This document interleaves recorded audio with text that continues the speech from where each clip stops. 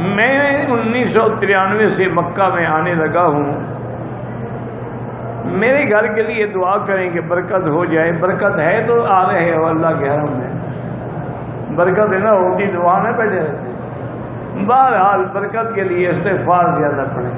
اور ایک مسئلہ آج میں آپ کو عرض کر دوں, سمجھ لیں. مثلا صورت واقعہ ہے, اس کے بارے میں حضور پاک نے ارشاد فرمایا ہے کہ جو آدمی صورت واقعہ پڑھے گا رات کو مغرب اور عشاء کے درمیان یا کسی وقت بھی, لم تصبہ الفاقۃ ابدا, اس کو کبھی غریبی نہیں آئے گی. یہ حضور نے فرمایا. لیکن تم جب صورت الواقعہ پڑھو تو اس نیت سے نہ پڑھو کہ پیسے ملیں گے.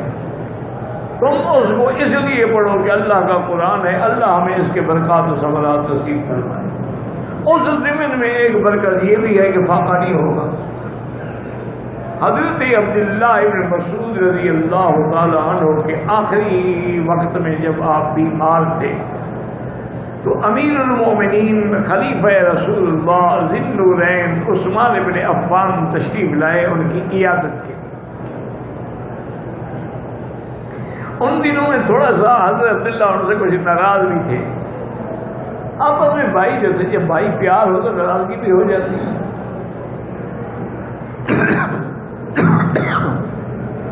انہوں نے سلام کیا اور پوچھا کہ ماذا تشتکی, کیا تمہیں کیا تکلیف ہے؟ تو حضرت عبداللہ نے جواب دیا کہ ذنوبی, مجھے اپنے گناہوں کی تکلیف. اللہ اکبر. جلیل القدر صحابی ہیں اور وہ گناہوں سے ڈر رہے ہیں. ہم گناہوں میں ڈوبے ہوئے ہیں اور ہمیں کوئی حیا ہے, نہ شرم ہے, نہ توبہ ہے, نہ خیال ہے. تو انہوں نے کہا اچھا یہ بتاؤ تم کیا چاہتے ہو, ما تشتہی, کیا خواہش ہے تمہاری؟ فرمایا رحمت ربی, اللہ اپنی رحمت کر. آپ نے کہا اچھا ایسا کرو کہ انا ارسل الیک طبیبا, میں ایک بڑا طبیب جو ہے شاہی طبیب اس کو بھیجوں آپ کی طرف. فرمایا الطبیب رآنی, طبیب نے مجھے دیکھا ہے. تو حضرت عثمان نے فرمایا تو پھر طبیب نے جب دیکھا ہے تو کیا کہا ہے؟ انہوں نے کہا طبیب نے کہا ہے کہ فعال لما, میں جو چاہوں کروں. مراد یہ تھی کہ مجھے اللہ نے دیکھا ہے, اللہ جو چاہے کرے. انہوں نے کہا اچھا ایسا کرو کہ میں بیت المال میں, اللہ کا شکر ہے بہت پیسہ ہے, تو میں تمہارے لیے کچھ پیسے بھیج دوں. تو حضرت عبداللہ رسول مسکرائے. فرمایا عثمان جب میں صحت مند تھا, تندرست تھا, ضرورت تھی, اس وقت تم نے بھیجے نہیں, اب موت کے وقت بھیج رہے ہو.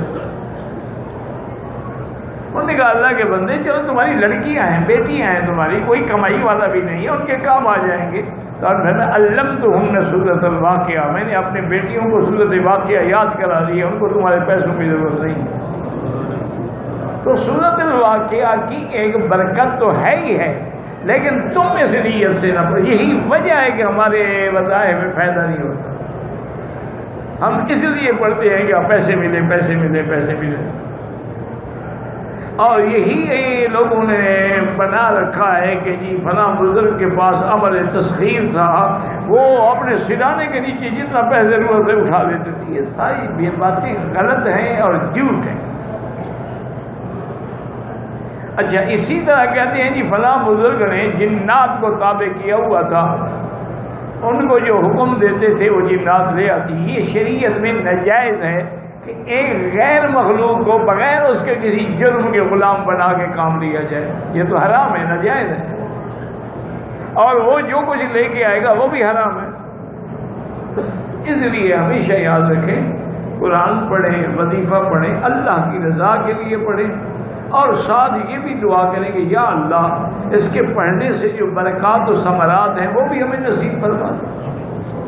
ویڈیو کے نیچے سبسکرائب کے بٹن پہ کلک کریں, بیل کے آئیکن پہ کلک کیجئے تاکہ ہر نئی ویڈیو کی نوٹیفیکیشن آپ کو مل جائے.